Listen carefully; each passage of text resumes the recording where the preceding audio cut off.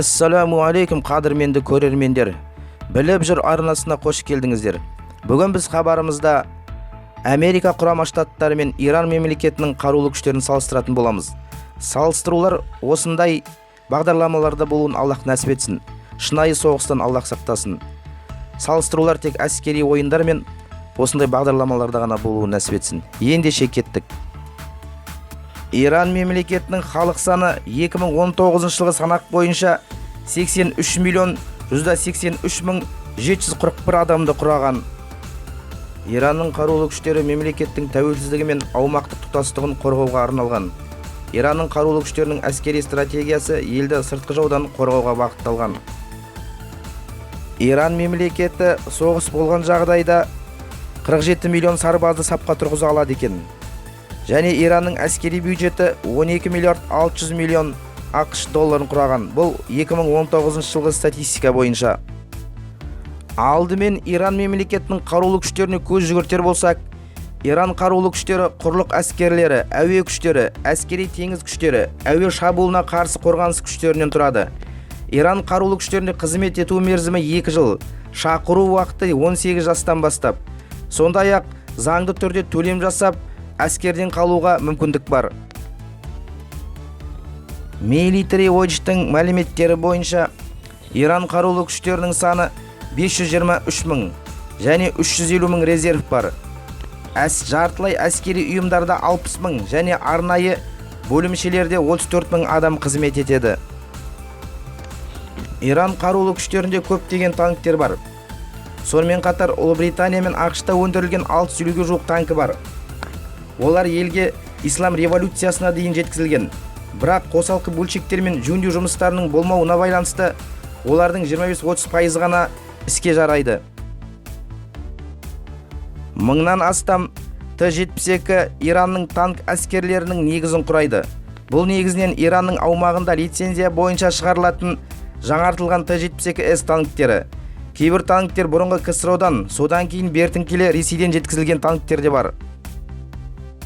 Иранның әскери өнеркәсіптік кешенінің маңызды артықшылығы бұлардың танк жасай алатындығында. Біріншіден, бұл Кеңес одағында жасалған Т-54 және Т-55-тің базасындағы Сафир 74 танктері.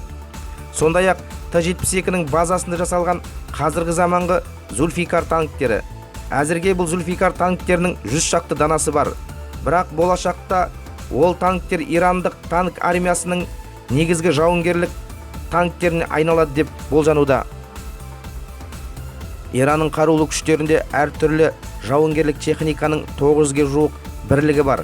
Әртүрлі модификациядағы 560-670 жаяу әскердің жауынгерлік көлігі, 2085-ге жуық стволды артиллерия, 310 өздігінен жүретін артиллерия, 870-ге жуық дүркіндетіп атудың реактивті жүйесі, 1700 бірлік әуе шабуылдан қорғанысы бойынша техника, танкке қарсы көптеген қару-жарақ бар, 220-дан кем емес тікұшақ бар. Флоттың құрамына 3 сүңгуір кемесі, 5 корвет, 10 зымыран катері, 10 шағын десанттық кемесі және 52 патрульдік катері, 5 ұшақ, 19 тік ұшақ кіреді. Теңіз техникасын жеткізуші мемлекеттер Ресей мен Қытай болып табылады. Иран әскери әуе күштерінде 300-ден астам жауынгерлік ұшақ бар. Алайда бұл техниканың едәуір бөлігі ескірген, немесе соғыста пайдалануға келмейді. Техниканың жартысынан көбі американдық және француздық. Қалған техника негізінен Ресей мен Қытайлық. Иранның әскери әуе күштерінің құрамында 9 жойғыш шабуылдаушы эскадрильясы, 7 шабуылдаушы эскадрильясы, 1 барлау эскадрильясы және 1 көліктік және қосалқы авиациясы. Жойғыш ұшақтар МиГ-29 ұшақтарының 25 данасы, F-4-тің 65 данасы, F-5-тің 60 данасы, F-14-тің 25 данасы бар. Сондай-ақ майдандық бомбалаушы ұшақтары Су-24-тің 30 данасы бар. Сондай-ақ Иранның қол астында қарулы күштерден бөлек Ислам революциясы сақшылар корпусы да бар. 2019 жылы КСР ақш, Сауд Арабиясы және Бахрейнде террористік ұйым деп танылды. КСР өз кезегінде құрлық әскерлерінен, әуе күштерінен, әскери теңіз күштерінен және Басидж халық ерікті отрядтарынан тұрады. Сондай-ақ Иран әртүрлі қару-жарақтың жеке үлгілерін белсенді түрде шығарып дамытып жатыр. Иранның шығарып жатқан зымырандарына көз жүгіртер болсақ, Шахаб 3 баллистикалық зымырандарының 4 модификациясы қарулы күштердің сапында тұр. Ирандық орта қашықтықтағы баллистикалық зымырандар тобы Саджил зымырандары. Сондай-ақ Иран өзінде Гадер және Сабихат классындағы өте кішкентай сүңгуір қайықтарды шығарып жатыр.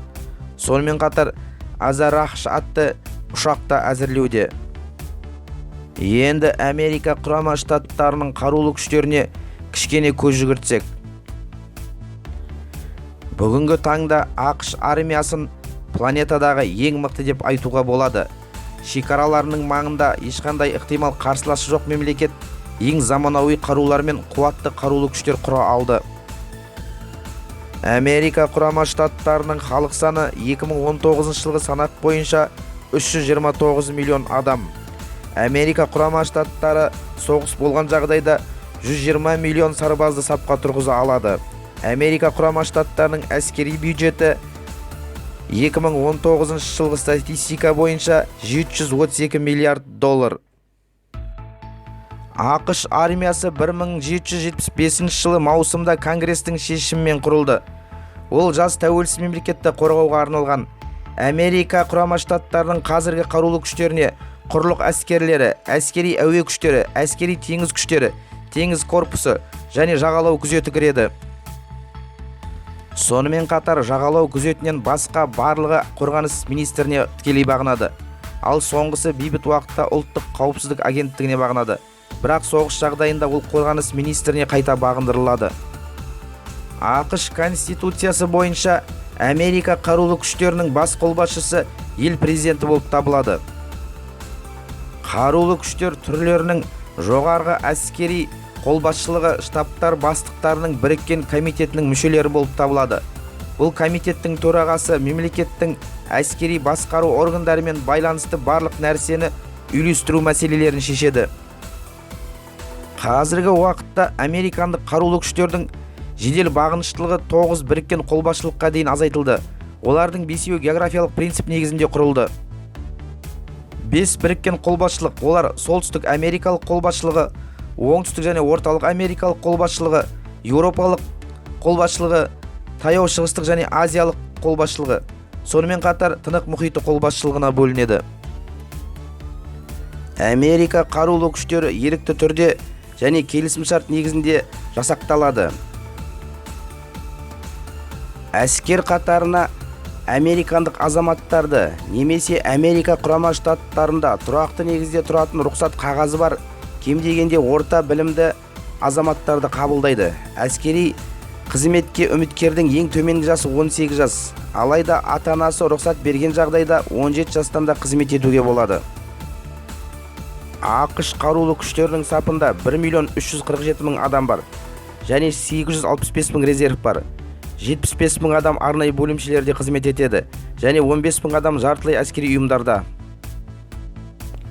Соңғы кездері американдық әскери басшылық өз ресурстарын 5 маңызды бағытқа шоғырландыруда. Олар терроризмді жою және жаппай қырып жоятын қаруды таратпау, барлау қызметі, ақпараттық соғыстарға дайындық, оның ішінде олардың ақпараттандыру және байланыс жүйелерін қорғауды, сондай-ақ осыған ұқсас жаудың жүйелерін жоюды.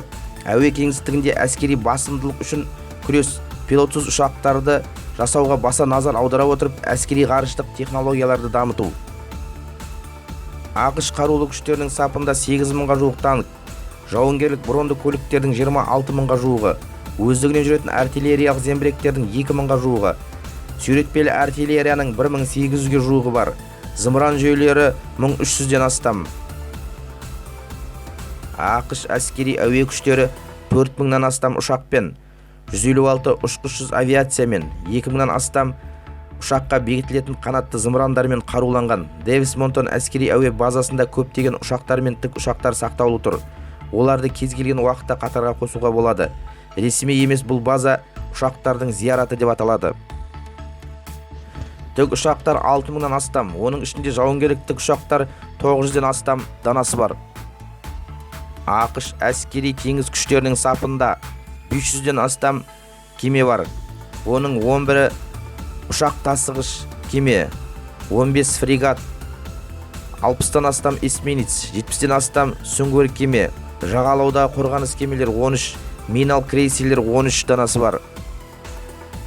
Енді негізгі мәселеге көшсек, жоғарыда атап айтқанымыздай, ақш-тың қарулы күштерінің сапында 1.347.000 адам және 865.000 резерв, арнайы бөлімшелерде 75.000 адам және жартылай әскери ұйымдарда 15.000 адам қызмет етеді деген болатынбыз. Алайда осы күштердің барлығын Иран майданына шоғырландыру үшін американдықтар бүкіл әлемдегі әскери базаларда жалаңаштауы керек. Оған Вашингтонның баруы екіталай. Алайда ақш әскери күштері жақсы жабдықталған және жақсы дайындалған, бұны да ұмытпауымыз керек. Иранға жақын жерде таяу шығыс базаларында бірнеше ондаған мың американдық әскерлер орналасқан. НАТО-ның басқа елдері ақшқа ықтимал қақтығыста көмектесуге қаншалықты дайын деген сұрақ басы ашық мәселе. Әртүрлі қашықтықтағы зымырандар Иран қарулы күштерінің мақтанышы болып табылады. Атап айтқанда, Иран мемлекетінде қазіргі заманғы орта қашықтықтағы Саджил атты қатты отынды зымырандары бар. Зымыранның ұшу ауқымы 2000 шақырым. Бұл бүкіл таяу шығысты қамтиды. Саджилден бөлек ескілеу сұйық отынды Шахаб 3 деген зымыран тағы бар. Шахаб 3-тің дамытылған түрі Гадар зымырандары да бар. Бір кездері Солтүстік Корея Тегеранға осы зымырандардың өндірісін құруға көмектескен болатын. Сонымен қатар күші азырақ Шахаб 1 және Шахаб 2 деген зымырандары бар. Бұлардың ұшу ауқымы шамамен 500 шақырым.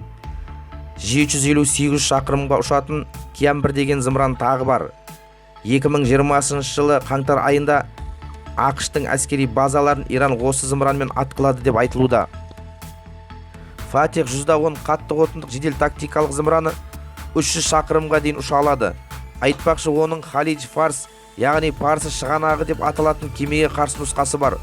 Оның 650 килограмдық оқтұмсығы тіпті алып ұшақ тасығыш кемелерге де қиындық тудыруы мүмкін. Бұл модель кемеге қарсы өте аз баллистикалық зымырандардың бірі. Көбінесе қанатты зымырандар қолданылады. Ол негізінен қытайлық әзірлемелер негізінде дайындалған. Иранның қанатты зымырандарының бірі Сумар 2500 шақырымға дейін ұша алады деп көрсетілуде. Иранның онша қуатты емес зымырандарын әлі де тізімдеуге болады, бірақ мұны жасау мағынасыз. Тегеранның ең үлкен проблемасы ядролық қарудың жоқтығы. Сондықтан тіпті ең қуатты зымырандардың өзі ядролық оқтұмсықсыз қарсыласқа ешқандай да қатты зиян келтіре алмайды. Иранның зымыран арсеналын американдықтармен салыстырудың еш мағынасы жоқ. ақш-та континентаралық баллистикалық зымырандар, ядролық қарулар және қанатты томагавкалардың үлкен арсеналы бар. Алайда Иранды оңай олжа болады деп әсте айтуға болмайды. Иранның зымыран арсеналы әртүрлі және үлкен. Иран мен ақш-тың әскери теңіз күштері іс жүзінде салыстыруға келмейді. ақш әлемдегі атомдық ұшақ тасымалдаушы кемелердің саны көп жалғыз ел. Олардың американдық флоттағы саны 11 дана. Нақты ұшақ тасымалдаушы кемелерге 9 әмбебап десанттық кемелері қолдау көрсете алады. Олардың 8-і Весп және 1-і Америка типіндегі кемелер. Әмбебап десанттық кемелері толыққанды ұшақ тасымалдаушы болып саналмайтындығына және тік ұшақ тасымалдаушы ретінде танылғанына қарамастан, олар тік ұшу және қону ұшақтарын қолдана алады. Яғни 5-ші буынның F-5B жойғыштарын ұшыру мүмкіндігіне ие.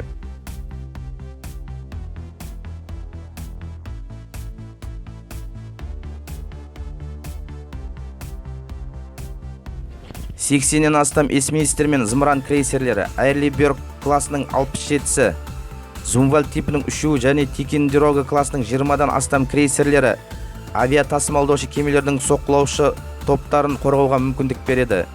Иран тарапында бұл кемелерге қарсы келетін бірде-бір кеме жоқ. Сондай-ақ Иранда атом сүңгуір кемелер де жоқ. ақш флотында 69 данасы бар және 18-і баллистикалық зымырандармен қаруланған. Иран флотының ең үлкен кемелері Альвант класындағы 3 фрегат, кейбіреулерін корветке жатқызады. Бұлар 70-ші жылдардың басынан бері теңіз күштерінің сапында. Олар Ұлыбританияда жасалған. кемеге қарсы және зениттік зымырандармен қаруланған. Бастапқыда 4 кеме болды, бірақ олардың бірі Сахантты 1988 жылы американдықтар батырып жіберген. Иранның әскери теңіз күштеріндегі үлкен кеме бұл Сахант, батып кеткен фрегаттың құрметіне аталған. Ирандықтар мұны эсминец деп атайды, бірақ ол американдық әріптестеріне жетпейді. Бұл кеменің тоннажы Арли Бергке қарағанда 7 есе және Зумволдқа қарағанда 11 есе төмен. Сахандардың соққылаушы күші Альвандар кемелер сияқты зымырандар. Иран флотының қалған бөлігі торпедалық катерлер сияқты шағын кемелерден тұрады. Олардың саны 240 және елде 35 шағын дизель электрлі суасты қайықтары бар. Иранның суасты қайықтарының қарулары жөнінде мәлімет өте аз. ақш Ираннан танктердің саны бойынша да бірнеше есеге асып түседі. Military Watch-тың мәліметтері бойынша ақштың Иранның 1793 танкісіне қарсы әртүрлі нұсқадағы 5884 Абрамс танктерін қарсы қоя алады. Иран танктерінің бір бөлігі кеңестік Т-55, Т-62, британдық Чифтен, қытайлық Тайп 69, американдық М-60 сияқты бірінші және екінші буын танктері. Салыстырмалы түрде қазіргі заманғы танктері Иран өндірісінің Т-72 және Зульфикарлары деп атауға болады. Бірақ олар Абрамстардың соңғы нұсқаларына төтеп бере алмайды. Сонымен қатар американдық танктерге қолдау көрсететін жаяу әскердің жауынгерлік көлігі Брэдлидің 3700-ге жуық жаңа нұсқалары бар. Иранда бірнеше жүздеген ескі жауынгерлік көліктер ғана бар. Иран артиллерия бойынша ақштан толық басымдылыққа ие. Иранның қарулы күштерінің сапында 4150-ге жуық артиллериялық қондырғылар бар. ақшта 2950 данасы ғана бар.